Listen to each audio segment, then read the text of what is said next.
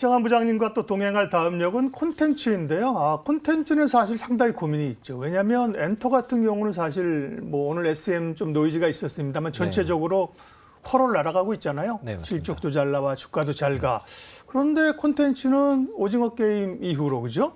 뭔가 굉장히 힘들어하는, 주가도 그렇고. 그래서 이게 왜 같은 카테고리에 있는 것 같은데 왜 이런 차이가 날까 고민이 나는데요. 그 얘기 이제 차차하겠습니다. 일단은 레몽레인이라는 기업이 흑자 전환 기대감 리포트가 나오면서 강세를 보였군요. 레몽레인의 흑자 전환 의미 또 레몽레인이라는 회사는 어떻게 보시는지요?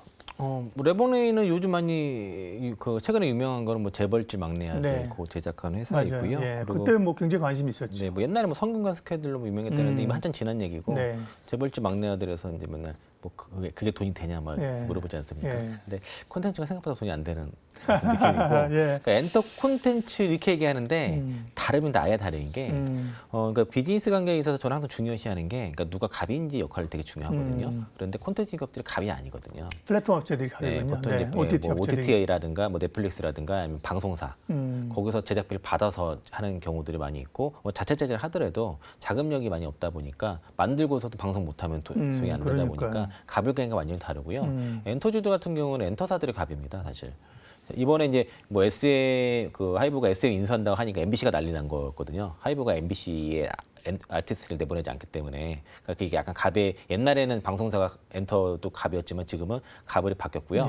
그리고 확장성에서도 이제 그 플랫폼 안에서 방영을 좀 주로 하고 수출 같은 경우도 약간 제한적인 부분이 있는데 뭐 엔터사들은 해외 공연 지금 엄청나게 많이 돌고 있고 예전에는 한중일 위주로 콘서트를 했다 그러면은 지금 글로벌적으로 다 펼쳐지다 보니까 실적이 찍히는데 엔터주들은 그렇지 않은 게 있습니다. 그러니까 확장성에서 차이가 있고 갑을 관계, 비즈니스 관계에서 누가 가격 주도권을 갖고 있는지에서 분명한 차이가 있기 때문에 저는 엔터 콘텐츠 이렇게 바꾸면 안 되고요. 그냥 카테고리를 달리 가야 된다라고 말씀드리겠고 레몽레인이 오늘 주가 많이 올라간 것들은 이제 연간 흑자 기대감이 좀 있었고요. 그리고 1분기 때 흑자 전환 일단 됐기 때문에 일단 주가 올라오는 모습인데 특히 이제 하반기에 작품이 많이 있더라고요. 뭐 마에스트라는 그 드라마가 있는데 이게 이제 그 미래 화차로 유명한 그 변영주 영화 감독이 만든 드라마라서 좀 기대가 있고 요즘 뭐 영화 감독들이 다 OTT 만들죠.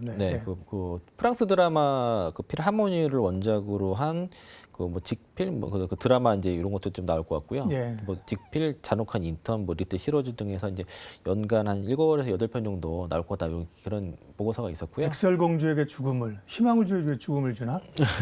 그리고 이제 그 1분기 때는 사실 그 재벌집 막내 아들이라든가 뭐 그 가면의 영화 제가 못 봤는데 그 뭐 오아시스 여행이 있다는데 제가 본 거는 재벌집 막내 아들밖에 없거든요. 이 관련된 매출이 1분기 때 좀 발생을 했고 그리고 상당히 비용 통제를 잘 했다고 합니다. 그래서 수익성이 좀 개선된 측면이 있고요. 그리고 이게 이제 그 동사가 이제 일본 드림 콘서트 공연 매출이 한 3만 석 정도 된데 거의 매진돼가지고 그 실적도 고려하게 되면 올해 연간으로 뭐 흑자 전환 가능하다 정도인데 이게 이제 흑자 전환 정도니까 이제 뭐 빠지지 않고 올라가는 주가 거는 급등했을 때가 재벌집 막내 아들 막 그 다음에 밀린 거 보세요. 그러니까 다들 막 우할 때 사면 안 된다니까요, 그죠? 앞에 보면 많이 올라간 것 같은데 많이 빠져가지고 이제 고개 드는 정도니까 그러니까 흑자 전환하는 정도면 일단 그 상승폭을 저고점 돌파하기는 어려울 것 같고요.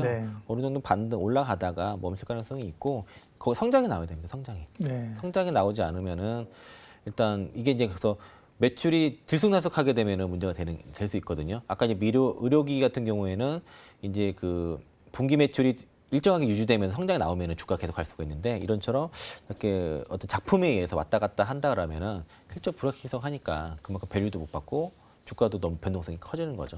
그래서 만약에 한 개라도 실패하게 되면은 회사가 없어질 수 있는 거죠. 그러니까요. 대체 요즘 돈들은 많이 들어가고 그죠? 옛날부터 제작비 많이 들어가잖아요, 그죠?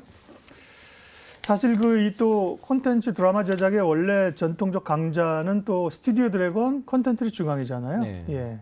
이쪽 동네 분위기는 어떤가요? 그러니까 돈이 안 되니까 드라마를 안 찍습니다. 요즘. 그러니까 이제 특히 광고 시장이 이제 경기 이제 그 부진 이후로 어떤 경기 둔화 때문에 광고 매출이 급감하고 있거든요. 그러니까 네이버랑 카카오가 주가가 안 좋은 게 광고 시장이 약간 침체로 가게 되면서 기업들이 이제 그 광고비를 먼저 줄이게 되거든요. 그러면은 드라마 같은 거 보면 뒤에 광고 많이 붙지 않습니까? 그럼 그 광고가 줄어들면은 당연히 그 방송사 입장에서는 드라마 제작 수를 줄이겠죠, 당연히. 그래서 그 실제로 CJ ENM과 JTBC가 어떤 그 실적 부진 이후로 드라마 편성수를 좀 줄이고 있는 상황이고요. 예전에는 이제 그 스튜디오 드래곤이라든가 이런 투자 포인트가 그러니까 텐트폴 드라마가 제작 편수가 늘어나고 방영 건수가 늘어난다는 건 투자 포인트였는데 그렇죠. 지금 완전히 반대가 됐습니다. 그런 거 하면 부담이구나. 네, 그죠? 그러니까 줄여버린다는 거죠. 네. 일감이 줄어들고 있는 거죠. 예. 그러니까 이 제작사 입장에서는 일감이 줄어들게 되면 당연히 매출도 줄어들고 그리고 그만큼 수익성도 떨어지고 동사가 이제 그 사람을 바로 자를 수가 없을 거 아닙니까? 그렇게 되면 그렇죠. 그러면은 그만큼 비용이 또 많이 드니까 P랑 Q가 다 줄어드는 그런 구조니까 주가는 당연히 시초가로 가는 수밖에 없을 거고요. 네. 주가 뭐 아무거나 찍어도 다 저렇게 지금 보시면 그러게요. 저런 모습이 이거 당연한 겁니다. 네. 그래서 그 이게 성장이 멈추거나 역성장하는 기업의 주가는 그 하락의 끝을 알 수가 없기 때문에. 근데 넷플릭스나 이런 OTT들이 뭐 한국에 투자 뭐 하겠다고 뭐 그러는 거잖아요. 그 투자도 네. 이제 그 늘지 않고 그냥 네. 예전에 했던 정도 수준이니까 어. 투자가 늘지 않은 것만 예, 해도 이쪽 시장이 그렇게 좋지 않다. 그러니까 성장이 있는 곳에 기업들의 자금이 몰리고 돈이 몰리기 마련이거든요. 성장이 없으니까 돈이 안 들어오는 거죠. 네. 그런 곳에 우리도 같이 돈을 넣을 이유가 없는 거죠. 역시 이제 성장이 있는 곳에 돈을 투자해라. 그게 이제 이창환 부장님의 지론, 투자 지론이고요. 네. 콘텐츠 업체들 이런 그 유망한 제작사들이 이럴 지연돼. 영화관은 뭐 말해 보이네요. 그렇죠. 네. 영화 올해 가신 적 있나요, 영화가? 저 기억 안 납니다. 저 없습니다. 네. 코로나 때도 한 번도 못 가봤고요. 네. 코로나 때 뭐 잘 안 그리고 아이 갔고. 낳고서 더더욱 못 가고 네. 없을 때는 이제 좀 좋은 영화관 가고 이랬는데 네. 그리고 이제 트렌드가 바뀐 게요. 이제 코로나 때문에 관객들이 많이 줄어든 이유도 있지만은 집에 TV 다 크실 거 아니에요. 이제 네. 다 그렇죠. 대형 TV에서 네. 집에서 많이 보기도 하고 그리고 이제 우리가 넷플릭스에서도 많이 보거든요. 넷플릭스 스트리밍 이런 것도 많이 보죠. 통해서 OTT 통해서. OTT 예. 통해서 주로 보니까 네.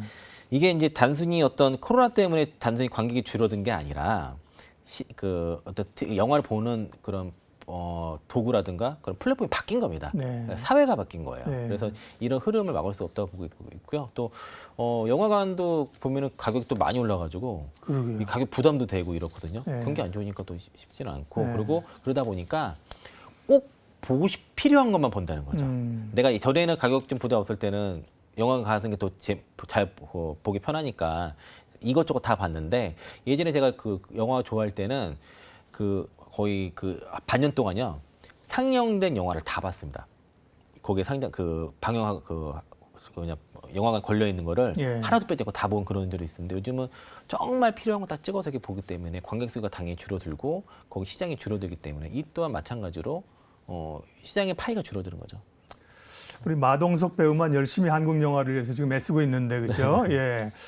그러니까 참 뭐 제작하는 분들도 사실은 그러니까 영화관에 거는 것보다는 OTT 쪽으로 그죠? 그렇죠, 제작비 받고 네. 만들고 이러는 게 훨씬 쉬운 거죠. 참 영화 산업은 업황 자체가 사실은 트렌드에서 사실은 밀리는 산업이잖아요. 그거를 타개할 수 있는 방법을 산업이 찾느냐 이런 건데 사실 쉽지는 않은 거죠. 네. 영화관은 그렇고 그럼 오늘 이제 기본적으로 콘텐츠 섹터를 얘기했는데 이 가운데서는 차별화돼서 좀 볼만한 기업들이 있습니까? 아니면 성장 산업이 아니니까 굳이 뭐 비중을 줄 필요가 이미 없습니까? 결론 났는데요. 하지 결론 마십시오. 네, 콘텐츠 쪽은 아예 안 보시는 게 좋을 것 같고요. 예. 굳이 보시려면 물론 엔터주 쪽에서 물리시는 게 낫다.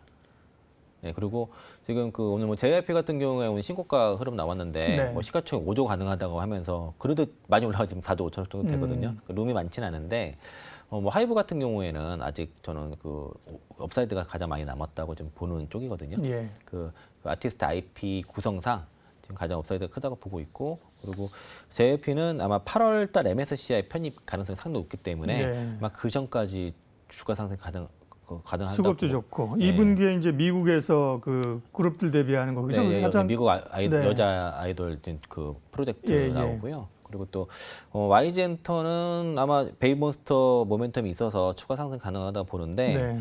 아마 시가총액 2조가 아마 1차 관문이 될 거고요. 그리고 또 그 8월 달에 이제 블랙핑크가 재계약이 있기 때문에 요거는 재계약이 하든 안 하든 간에 재료 노출을 봐야 되기 때문에 저는 개인적으로 YG엔터는 7월 말까지 무조건 정리하셔라. 네. 이렇게 말씀드리겠습니다.